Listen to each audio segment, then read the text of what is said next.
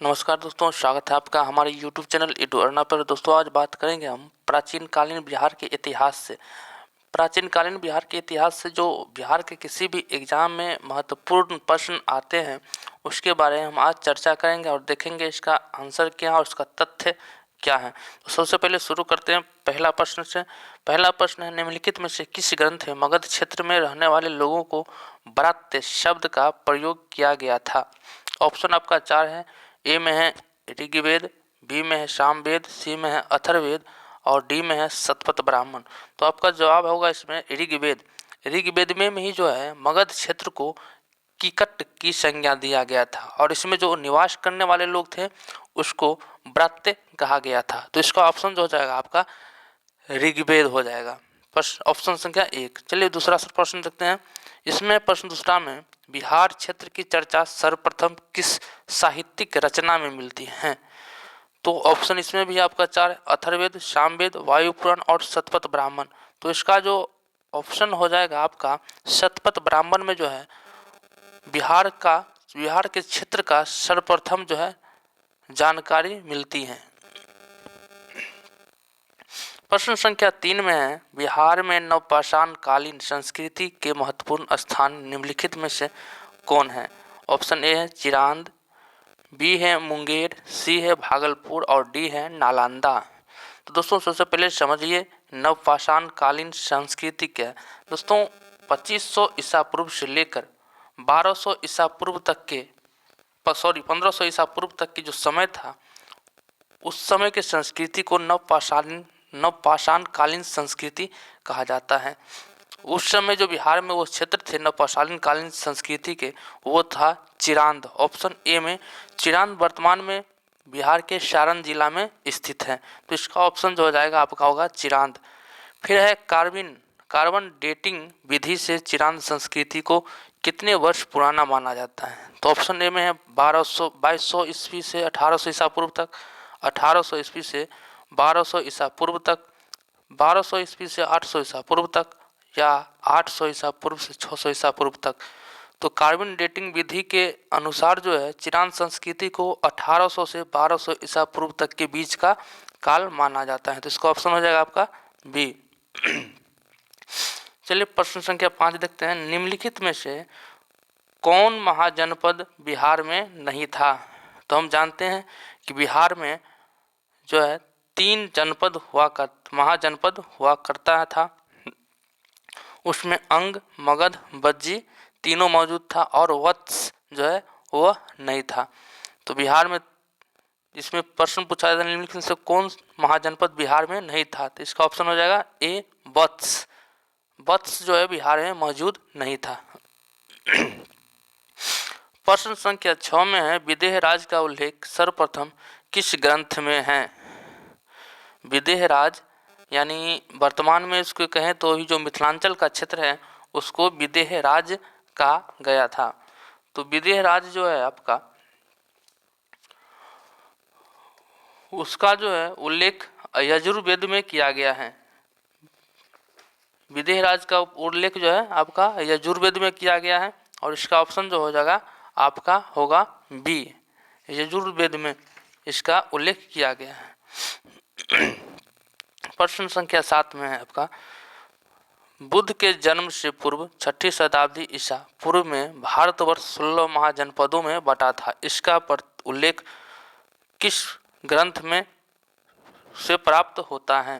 दोस्तों ये जो है सबसे महत्वपूर्ण प्रश्न है। कई एग्जाम में किसी भी एग्जाम भारत की अगर बात करें तो किसी भी एग्जाम में यह प्रश्न जो है पूछ दिया जाता है कि किस ग्रंथ में जो है भारतवर्ष के 16 महाजनपदों को बांटा गया था। इसका प्रथम जानकारी जो किस में मिला था। तो इसका जो हो जाएगा आपका अंगुत्तर निकाय में इसकी उल्लेख किया गया है कि भारत में 16 महाजनपद थे।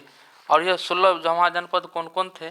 तो आपका जो है अगर शुरू करें बिहार से तो ये जो है पहला अंग, फिर मगध, बज्जी, मल्ल, काशी, कौशल, वत्स, चेदी, कुरु, पांचाल, सुरसेन, मत्स्य, अवंती, गंधार, अस्मक और कंबोजिया 16 महाजनपद जो है उसकी चर्चा जो है सर्वप्रथम अंगुत्तर निकाय में किया गया है। तो इसका ऑप्शन जो हो जाएगा सी हो जाएगा। प्रश्न संख्या 8 में बौद्धिक साहित्य में किस नगर का उल्लेख नहीं है? तो बौद्धिक साहित्य में आपका वाराणसी का उल्लेख है, मथुरा का उल्लेख है, तक्षशिला का भी उल्लेख है, लेकिन लखनऊ का उल्लेख कहीं भी नहीं मिलता है। तो इसका ऑप्शन जो हो जाएगा आपका हो जाएगा डी, लखनऊ। लखनऊ का उल्लेख बौद्धिक साहित्य में कहीं भी नहीं किया गया है। तो इसका ऑप्शन आपका हो जाएगा डी। फिर है बिंबिसार, अजातशत्रु, उदयन आदि राजाओं का संबंध किस वंश से है? ध्यान दीजिएगा, बिंबिसार, अजातशत्रु, उदयन आदि राजाओं का संबंध किस वंश से है? आपका ए में है मौर्य वंश, बी में है नंद वंश, सी में है हर्यक वंश और डी में है आपका शिशुनाग वंश। जिसका ऑप्शन जो हो जाएगा वो हो जाएगा हर्यक वंश। हर्यक वंश से ही तीनों राजाओं का जो है संबंध है। और हर्यक वंश की संस्थापक की बात करें तो वो थे बिंबिसार। बिंबिसार ने ही हर्यक वंश का स्थापना किया था या संस्थापक था। प्रश्न संख्या 10 में देखते हैं, प्रसिद्ध चिकित्सक चरक किसके समकालीन थे? ऑप्शन ए में है चंद्रगुप्त मौर्य, बी में है अशोक, सी में है बिंबिसार और डी में है महापद्मनंद। तो इसका ऑप्शन जो हो जाएगा आपका बिंबिसार। चरक जो है एक पर बहुत ही विख्यात चिकित्सक थे और उसका वह जो है बिंबिसार के समकालीन थे। तो इसका ऑप्शन हो जाएगा आपका सी। प्रश्न 11 में है, मगध साम्राज्य की प्रारंभिक राजधानी कहाँ थी?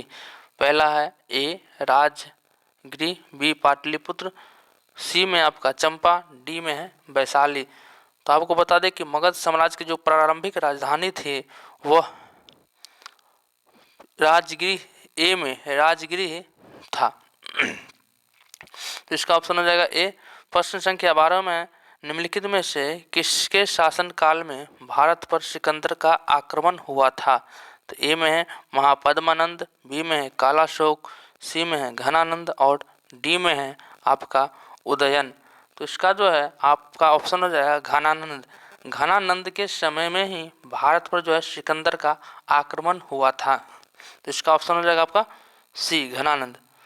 प्रश्न संख्या 13 में है, विशाखदत्त कृत मुद्रा राक्षस में मौर्य के लिए किस शब्द का प्रयोग किया गया है? विशाखदत्त द्वारा जो किताब लिखा गया है मुद्रा राक्षस, उसमें मौर्य शब्द के लिए किस शब्द का प्रयोग किया गया है वो पूछा गया है। तो ए में है देवनाम पिए, बी में है बरात्य, सी में है वृषल और डी में है उत्तरापत स्वामीन। तो इसका ऑप्शन जो हो जाएगा आपका 13 का वो हो जाएगा वृषल। मुद्रा राक्षस में जो मौर्य के लिए जो है वृषल शब्द का प्रयोग किया गया है। प्रश्न संख्या 14 में देखते हैं, निम्नलिखित में से किस राजा ने श्रवणबेलगोला में स्थित चंद्रगिरी पहाड़ी पर अपना शरीर त्याग दिया था? तो ए में है आपका कालाशोक, बी में चंद्रगुप्त मौर्य, सी में अशोक, डी में आपका समुद्रगुप्त। तो इसका ऑप्शन जो हो जाएगा वो आपका हो जाएगा चंद्रगुप्त मौर्य ने जो है श्रवणबेलगोला, जो कि अभी कर्नाटक में पड़ता है, वहाँ की जो चंद्रगिरी पहाड़ी है वहाँ पर उन्होंने अपना शरीर त्याग दिया था। तो इसका ऑप्शन हो जाएगा आपका प्रश्न संख्या 14 का बी, चंद्रगुप्त मौर्य। प्रश्न संख्या 15 की बात करें तो इसमें है, मौर्य साम्राज्य बिंदुसार किस संप्रदाय का अनुयायी था? ऑप्शन ए में है बौद्ध धर्म का, बी में जैन धर्म का, सी में वैष्णव धर्म का और डी में आजीविका संप्रदाय का। तो इसका ऑप्शन जो हो जाएगा वो हो जाएगा आपका डी। मौर्य सम्राट बिंदुसार जो थे वो आजीविका संप्रदाय का अनुयायी था। चलिए प्रश्न संख्या अब 16 की बात करते हैं। प्रश्न संख्या 16 में पूछा गया है, मगध के किस शासक ने कश्मीर में श्रीनगर की स्थापना की? जो कि अभी कश्मीर का जो राजधानी है श्रीनगर, उस शहर की स्थापना मगध के किस शासक ने किया था? तो ऑप्शन ए में है आपका चंद्रगुप्त मौर्य, बी में है अशोक, सी में है कुमारगुप्त, डी में है आपका समुद्रगुप्त। तो इसका आंसर जो हो जाएगा आपका 16 में मगध के जो शासक ने किस कश्मीर राज्य का स्थापना किया था? तो इसका ऑप्शन जो आपका हो जाएगा अशोक। अशोक ने ही श्रीनगर शहर की जो है स्थापना जो किया था। प्रश्न संख्या अब बात करते हैं 17 की। प्राचीन भारत का विख्यात राजनीतिक वत्सकार किसके दरबार में मंत्री पद पर सुशोभित था? प्रश्न संख्या फिर से सुनिए 17 में। प्राचीन भारत का विख्यात राजनीतिक वत्सकार किसके दरबार में मंत्री पद पर सुशोभित था? ऑप्शन ए में है आपका बिंदुसार, बी में है अशोक, सी में है घनानंद, डी में है अजातशत्रु। तो इसका ऑप्शन जो हो जाएगा आपका डी हो जाएगा अजातशत्रु। अजातशत्रु के ही शासनकाल में जो है राजनीतिक वत्सकार जो है वो मंत्री पद पर जो है सुशोभित था। प्रश्न संख्या 18 में अशोक के साम्राज्य के दक्षिण सीमा पर कौन सा राज्य स्थित था? अशोक के साम्राज्य के दक्षिण सीमा पर कौन सा राज्य स्थित था? तो ऑप्शन ए में है चोल, बी में चेर, सी में है पांड्य, डी में है तीनों ही स्थित थे। तो दोस्तों बता दें कि चोल, चेर और पांड्य तीनों ही दक्षिण सीमा पर स्थित था अशोक के साम्राज्य में। तो ऑप्शन हो जाए इसका डी, तीनों ही स्थित थे। प्रश्न संख्या 19 की बात करते हैं। अशोक ने किस बौद्ध भिक्षु से बौद्ध धर्म की शिक्षा ग्रहण की? ऑप्शन ए में है ब्रह्मगुप्त, बी में है देवगुप्त, सी में शशिगुप्त, डी में उपगुप्त। तो इसका ऑप्शन हो जाएगा उपगुप्त। उपगुप्त से ही अशोक ने बौद्ध भिक्षु का बौद्ध धर्म का जो है शिक्षा ग्रहण किया था। अब बात करते हैं प्रश्न संख्या 20 और अंतिम प्रश्न का। महावीर का जन्म स्थान कहाँ है?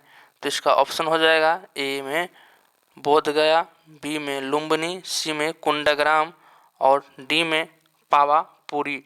तो इसका जो है ऑप्शन आपका कुंडग्राम में महावीर जी का जन्म हुआ था और लुम्बिनी में जो है गौतम बुद्ध का जन्म हुआ था।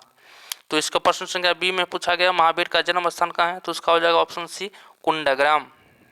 तो दोस्तों आज के लिए इतना ही वीडियो है। इस प्राचीन कालीन बिहार से संबंधित है।